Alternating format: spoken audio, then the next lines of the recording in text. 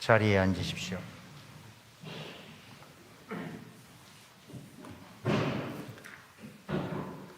사랑하는 형제 자매 여러분, 그리고 가정에서 영상을 통해 이 예식에 함께하고 있는 구미동 본당 교우 여러분, 성주간 금요일인 오늘 우리 교회는 연중 유일하게 성찬 전례가 없이 우리 주 예수 그리스도의 순환과 십자가상의 죽으심에 온전히 우리의 마음을 집중하며 십자가의 길과 주님 순환 예식만을 거행하고 있습니다.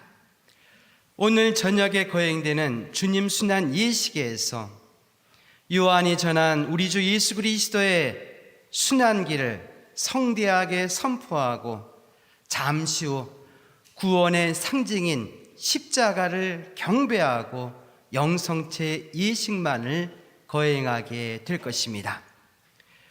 이미 2세기에 성 유스티노의 기록에 의하면 예수님께서 십자가상에서 돌아가신 날인 성금요일에는 그리스도교 신자들이 단식을 하며 성대한 신자들의 기도라고 하는 여러 가지 기도문을 바쳤다고 기록하고 있습니다.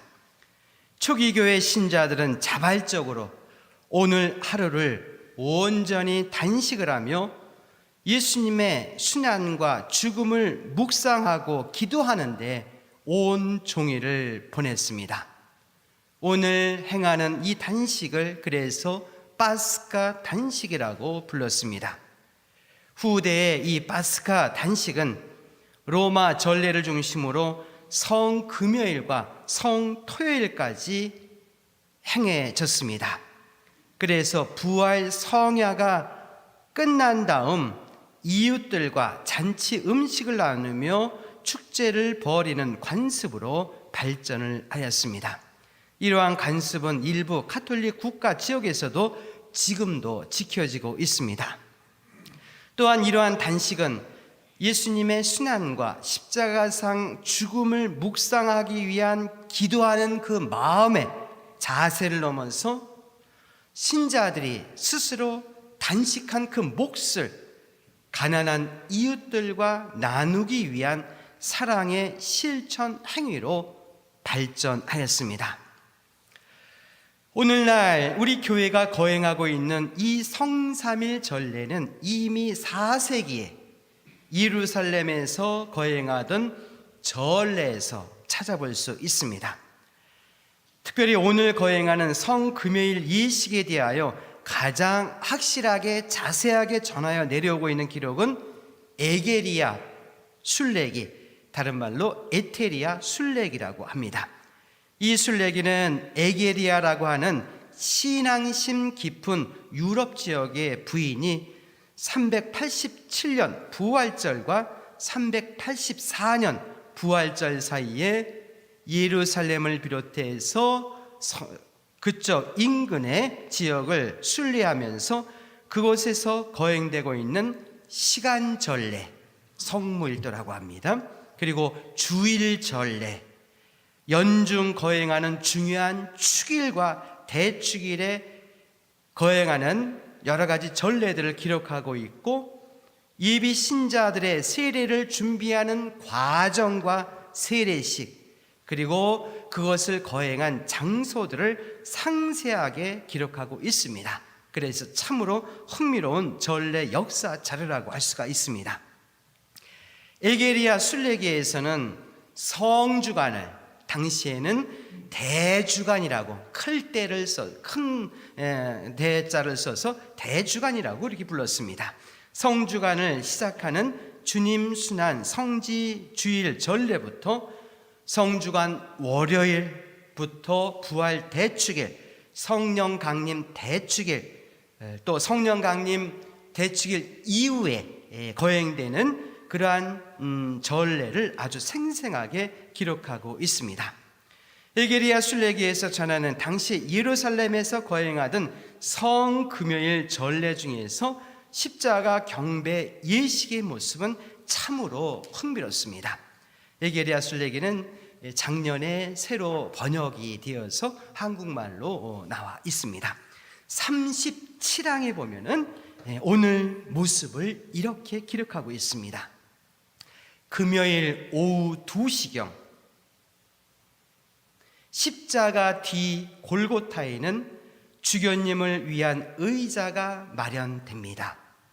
주교님이 의자에 앉으시면 하얀 천으로 덮은 상을 그분 앞에 놓고 부제들은 상 주위에 서 있습니다. 거룩한 십자나무가 들어있는 은으로 도금된 상자를 가져오면 그것을 열어 보여줍니다. 상 위에 십자나무와 명패를 놓습니다. 상 위에 십자나무와 명패가 놓이면 주교님은 의자에 앉은 채 거룩한 십자가 나무의 끝을 양손으로 잡습니다. 상 주위에 서 있는 부제들은 이를 주의 깊게 지켜봅니다. 이렇게 주의 깊게 지켜보고 있는 것은 신자들과 예비 신자들 모두 한 사람씩 차례로 다가와 상에 머리를 숙이고 십자나무에다 친구를 한 다음 지나가는 것이 관례이기 때문입니다. 나는 언제인지는 모르지만 어떤 사람이 십자나무를 물어 거룩한 나무의 일부분을 떼어갔다고 합니다. 이 때문에 지금은 상 주위에 서 있는 부제들이 누가 감히 다가와 다시는 그런 짓을 못하도록 주의 깊게 지켜보고 있는 것입니다. 온 회중이 한 사람씩 차례대로 상 앞으로 나와 머리를 숙이고 십자가와 명패를 먼저 이마에 이어서 눈에 갖다 댄 다음 십자가에 친구를 하고 지나갑니다. 친구라는 것은 무슨 뜻인지 아시죠? 뽀뽀 그냥 이렇게 하는 것. 그러나 아무도 십자가를 손으로 만져서는 안 됩니다. 제6시부터 9시까지 성경 봉독만 합니다. 유다인들의 시간에서 제6시부터 9시는 오늘날 12시부터 오후 3시를 말합니다. 그때 오후 3시에 예수님께서 돌아가신 시각이죠. 그래서 지금 오늘날에는 저녁 때 모든 본당이 이 예식을 거행하지만 저 어릴 때는 서정동 본당이었는데 오후 3시에 옛 관습대로 오후 3시에 주님 순환 예식을 거행한 것이 기억이 납니다. 먼저 순환에 관한 시편 9절을 낭독하고 그런 다음 주님의 순환에 관한 사도들의 서간이나 행적을 낭독합니다.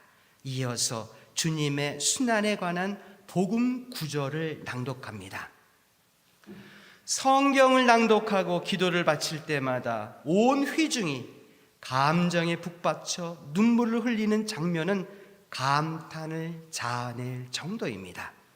어른 아이를 막론하고 그날 3시간 동안 이루 말할 수 없을 정도로 눈물을 흘리지 않는 이는 아무도 없었습니다. 그런 다음 제9시 오늘날 오후 3시 9시가 시작될 때 주님께서 숨을 거두셨다고 들려주는 요한복음서의 9절을 낭독합니다. 오늘날 예식하고 거의 비슷합니다. 이 4세기에 있었던 예루살렘 전례입니다. 당시에는 십자가 경배 예식을 먼저 하고 장엄한 말씀 전례를 거행한 것으로 기록하고 있습니다. 그리고 성금요일 예식의 분위기가 참으로 비통 속에 이루어진 것으로 기록하고 있습니다. 하지만 신학적인 발전도 있었지만 오늘날 우리가 기념하고 있는 주님 순환 예식의 특징은 예수님께서 돌아가신 것에 대하여 슬퍼하기보다는 주님의 구원 신비를 기념하고 있는 이 파스카 성삼일 전체 안에서 우리를 사랑하시어 십자가상 희생 제사를 통해 우리 인간을 구원하신 예수님의 그 업적에 위대한 업적에 감사드리며 죽음을 이기고 부활하신 예수님의 영광을 고대하고 있습니다. 이제 십자가는 죄 없으신 예수님의 십자가상의 제사로 인해서 더 이상 죄인들의 치욕적인 상징이 아니라 구원의 상징이 되었습니다. 예수님의 부활로 이 십자가는 죽음을 상징하는 저주의 십자가가 아니라 죽음을 물리친 승리의 십자가가 되었습니다. 이 십자가는 우리 그리스도인들에게 구원의 상징이요 희망의 증표입니다. 그리스도인들이 지니고 있는 믿음의 상징이기도 합니다. 우리는 구원의 상징인 이 십자가를 매일같이 보고 또 지니고 기도합니다. 십자가는 우리 그리스도인들이 주님을 믿고 사랑한다는 그리스도교 신앙의 탁월한 상징이기 때문입니다. 얼마 전 사순 제5주일 삼정기도 중에 프란치스코 교황님께서는 오늘날에도 예수님을 뵙고 싶은 사람은 제일 먼저 무엇을 봅니까? 가장 흔하게 마주치는 표식은 무엇입니까? 십자고상, 십자가입니다. 성당에서, 그리스도인들의 가정에서 자신의 몸에도 이 십자가를 지니고 다닙니다.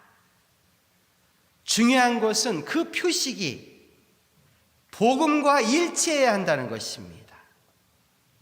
십자가는 사랑, 섬김, 봉사, 조건 없는 자기 내어줌 외에 다른 것이 아닙니다. 이렇게 말씀하셨습니다. 우리는 교황님께서 십자가는 사랑, 섬김, 조건 없는 자기 내어줌이라고 말씀하신 것에 주목을 해야 할 것입니다. 우리 인류는 지금 작년 1월 중순부터 전 세계로 확산된 코로나 감염병으로 인해서 많은 사람들이 고통을 받고 있습니다. 또 많은 사람들이 목숨을 잃었습니다. 의학이 최고도로 발달한 시대임에도 불구하고 우리 인류는 눈에 보이지도 않는 그 미미한 바이러스로 인해서 인류 전체가 위협을 받았습니다. 코로나 바이러스 사태가 장기화되면서 우리 모두가 지쳐있고 힘들어하고 있습니다. 이러한 시대에 우리 주위에서는 더 어렵게 사는 이들이 늘어났고 가난으로 인해서 서럽게 사는 이들이 많아졌고 허다못해 끼니를 걱정하는 아이들도 생겨나고 있습니다. 아마 우리 본당 지역에도 관심을 가지면 많이 있을 것입니다. 비록 우리도 어렵지만 우리보다 더 어려운 이에게 관심을 가지며 특별히 우리 본당에서도 사회복지 분과를 통해서 이 코로나 시대에 더욱더 어려운 사람들을 위해서 사랑을 실천하는데 교회의 역할을 다해 주시기 바랍니다. 교황님께서 십자가는 사랑이라고 말씀하셨습니다. 섬김이라고, 조건 없는 자기 내어줌이라고 말씀하셨습니다. 사랑이 실천하지 않는 공동체에 걸려있는 십자가는 예수님의 십자가가 아닙니다. 그냥 나무 조각일 뿐입니다. 예술품에 지나지 않습니다. 우리 공동체 안에 사랑이 살아 쉼쓸 수 있도록, 그래서 예수님께서 우리 공동체에 함께 살아 계시도록 우리가 실천해야 할 것입니다. 그리고 한국 천주교회는 이번 사순시기부터 올 연말까지 가난한 나라를 지원하기 위한 코로나 백신 나눔 운동을 전개하고 있습니다. 우리 교구에서는 교구 사회복음화국에서 이를 주관하고 있습니다. 다행히 우리나라는 2월 중순부터 백신을 접종하기 시작하였습니다. 이렇게 코로나 백신을 접종하기 시작한 나라는 사실 뉴스에서 나오는 일부 국가, 그래도 경제적 능력이 되는 나라들입니다.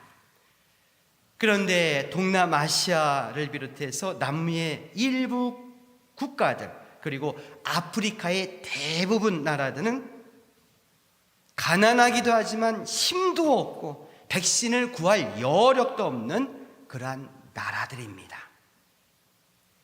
백신은 이 코로나 위기에서 나만이 아니라 우리만이 아니라 우리나라 사람뿐만이 아니라 우리 인류의 생명을 지키기 위한 정말 중요한 보루입니다.